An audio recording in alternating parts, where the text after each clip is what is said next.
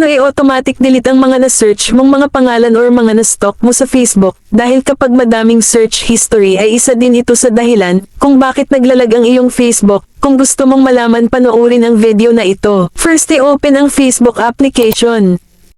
Pindutin ang tatlong linya sa taas. Pindutin ang setting icon. Pumunta dito sa See More in Account Center at pindutin ito. Pindutin ang Your Information and Permissions. Pumunta dito sa Search History at pindutin ito. Pindutin ang Keep Searches For.